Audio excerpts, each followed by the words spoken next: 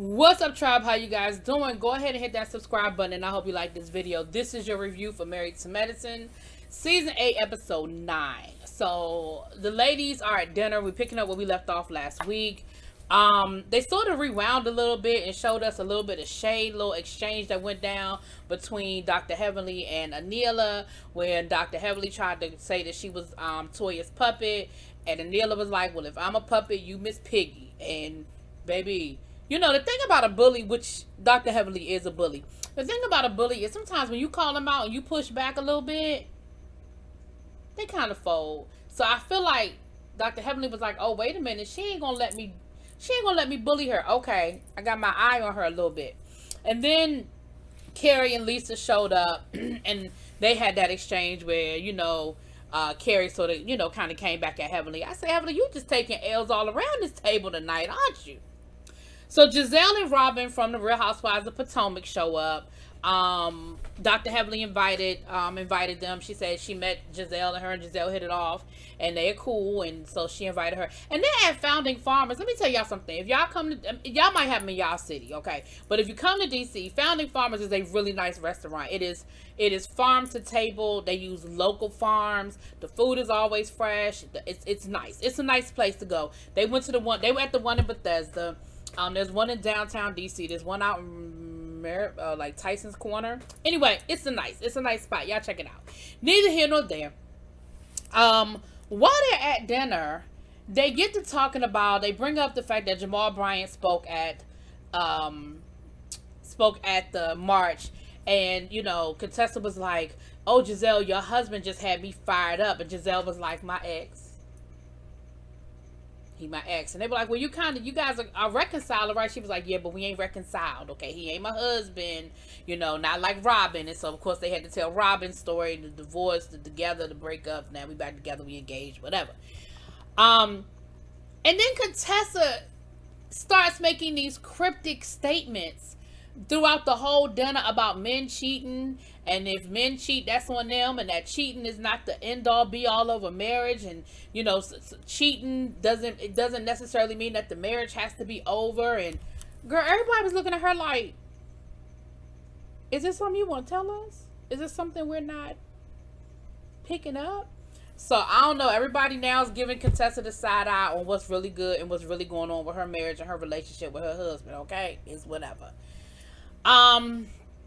Back at the house, the fellas, they having like a guys' night, but Dr. Damon said, y'all not gonna set me up again. He done invited, I was getting ready to say Pastor Holy Whore, but that's not nice. Jamal Bryant. He done invited Jamal Bryant down to the house to talk to the guys, and child, they got to talking about marriage and stuff like that too. And that damn Eugene talking about some, because Damon was talking about how when he met his wife, how he, you know, that he said, I ain't necessarily know she was gonna be my wife, but I knew there was something special there. I knew we had a connection. And then Eugene started talking about some, yeah, because I let Toya do some things to me that I would never let another woman do. And so of course all the guys were like, What things? What things? And he kind of tried to walk it back, but at that point, baby, they was like, we don't want to know, we don't want to hear, we don't even want to, we're going to pretend like that never even happened, because some things you just need to keep to yourself. Now, while Eugene is sharing too much information, Toya is sharing too much information. She telling Contessa, listen, you need to have Scott talk to Eugene, because you know, Eugene, we was going through some things and he didn't have no sexual appetite and he didn't want me and we was this and that, and then we found out that, you know, he was having menopause and it's his testosterone, and ever since he was taking his testosterone, baby, he has been good to go. Now, you could have probably stopped before you started telling all that man private business. I mean, even though he told everybody on the show, I don't know if that's something that necessarily he needed everybody to know. Anyway, they're packing, and we have Dr. Simone was talking to her husband about the whole situation with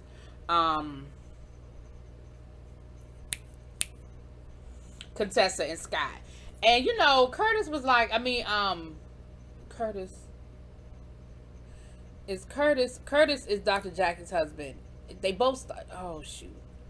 Anyway, Dr. Simone's husband, because I always want to call him Curtis and that ain't right. But Cecil was like, they always act like everything is all good between them. You know, they was wearing matching outfits and everything. Like, I don't know. Like, I don't know. He said, but I'm going to get out of this. You know, I'm going to stay out of this. So then we had Dr. Contessa and Scott were having a conversation about, you know, and Contessa was saying, you know, what's really going on? You know, do you think you're going through a midlife crisis? I mean, do you think that's what's going on between the two of y'all? I mean, is that what it is? So they're having breakfast before they're leaving. And, you know, they just having a nice little breakfast. I mean, ain't nothing too much go down. I feel like Anila's husband threw a little bit of shade, but he's shady. You gotta keep an eye on him.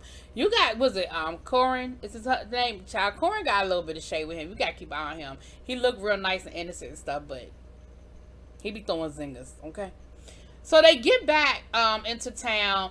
Toya is school is back open, baby, and Toya can't get them kids to school fast enough. And her and Anila are carpooling. And after they drop the kids off, Toya is talking to Anila about her money issues. Now, I don't know if we came in the middle of this conversation or what, but it seems like Toya is having this conversation with Anila about her spending habits and where she can cut money and where she can save money, and is she being real conscious about her money. Now, Toya was like, listen, when me and Eugene was having money problems, listen, it was not a fun place to be, and, you know, it ain't a cool place to be. And I'm thinking to myself, but girl, maybe I missed the part of the conversation where Anila asked you for your opinion. Now, I feel like you was using that as a roundabout way to get back to the fact that Anila wasn't paying them makeup artists the way she needed to pay them makeup artists, which is fine. But, baby, just say that. Don't be trying to come around talking to her to tell her that she don't need to keep her nanny, that she don't need to do this and she don't need to do that, because none of that is your business. And I understand that y'all are friends and maybe y'all have had these types of conversations, but ma'am,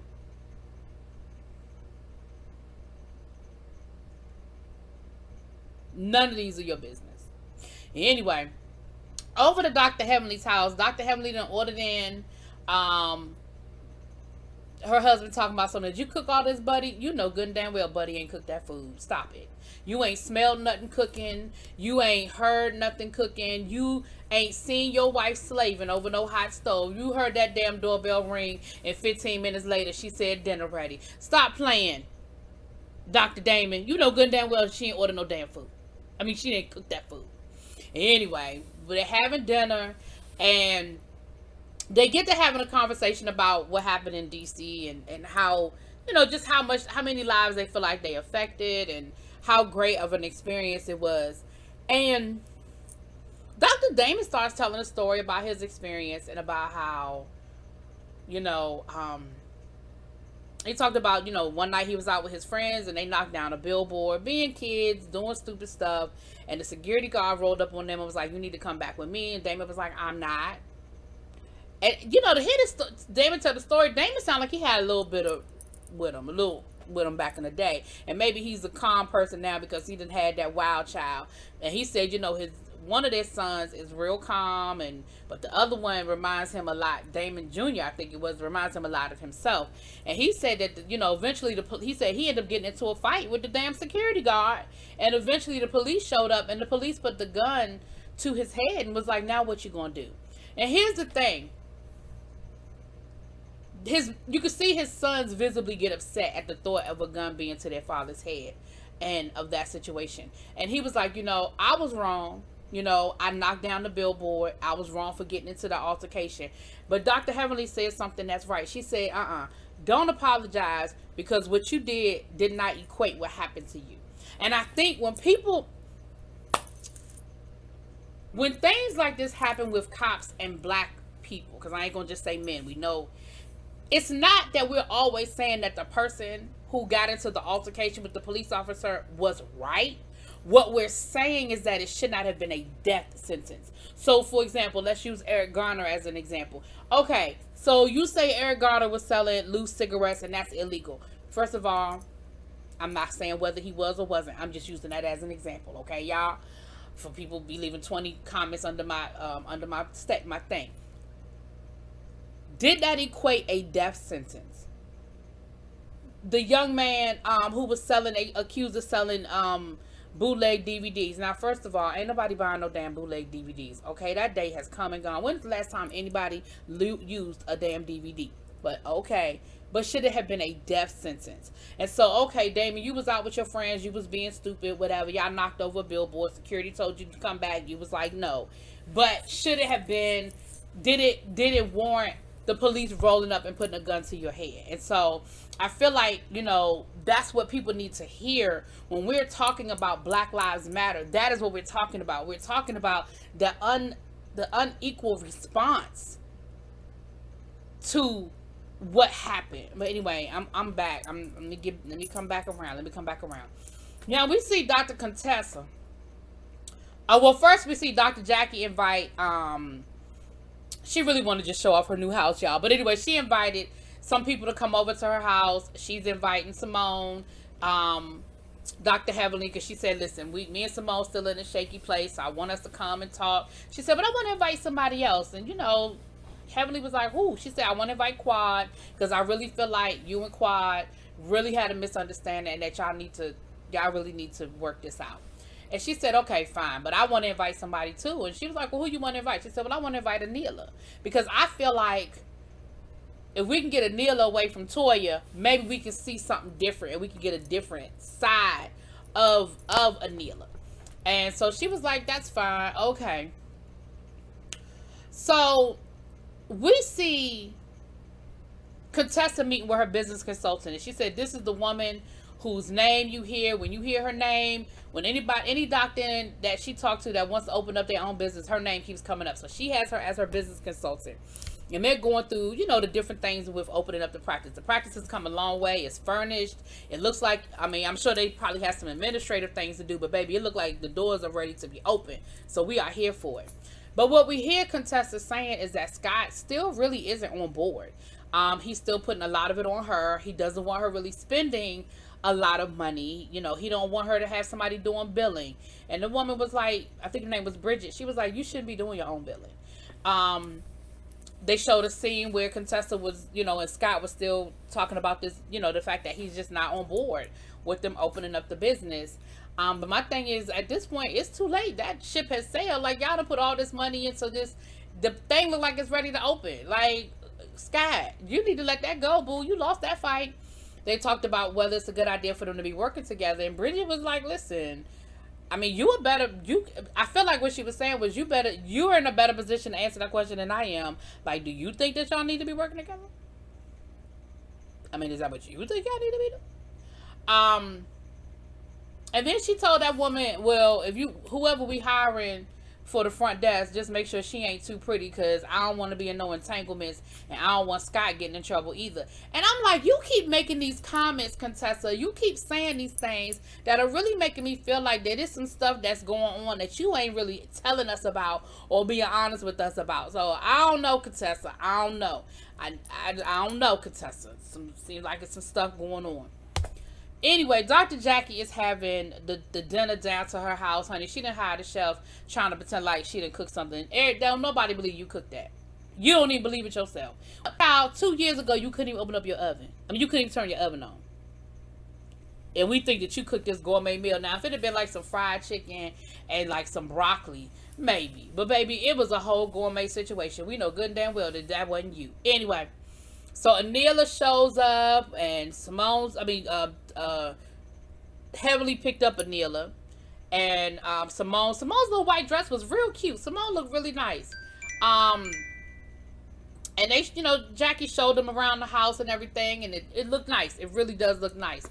I still don't understand why she spent that much money renovating a house. I feel like it would have been cheaper for her to get a house built, but I think it was the right location, and so they just made it fit. But anyway, child, whatever works for y'all. Like, it's your money, okay? You know, Dr. Heavenly had to be slick and throw some slick shade in there about it was Jackie money that paid for it, not Curtis's. Child, you don't know what Curtis paid for.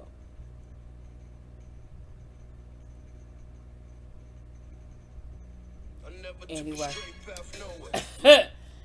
So Quad shows up, and at first it looked like Quad was gonna shade Heavenly and not say nothing, but she didn't. She had liquor for everybody, and she had some liquor for Heavenly, you know.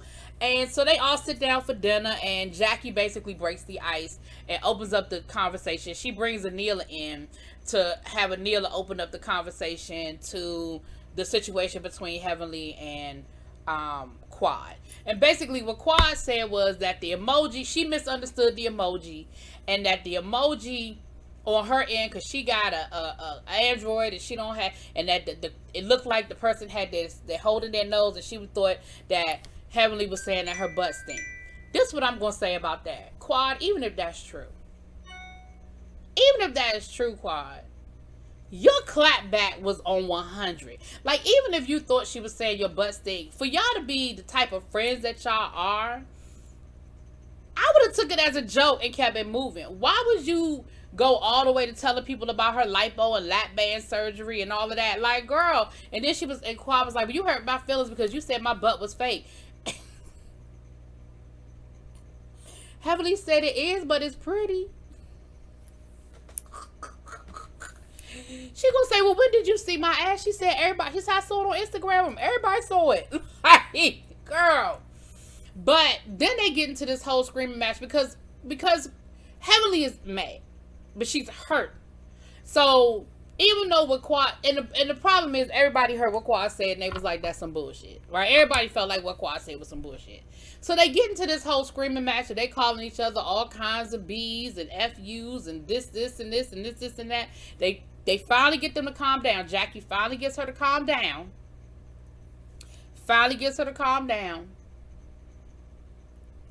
And they're able to talk. And they do apologize. And they actually get up and even hug each other, honey. And that is the episode. That's what the episode is. So I'm glad that Quad and Dr. Heavenly done made up, child. Anyway, that is it. That is all. Y'all let me know what y'all think. Talk to y'all later.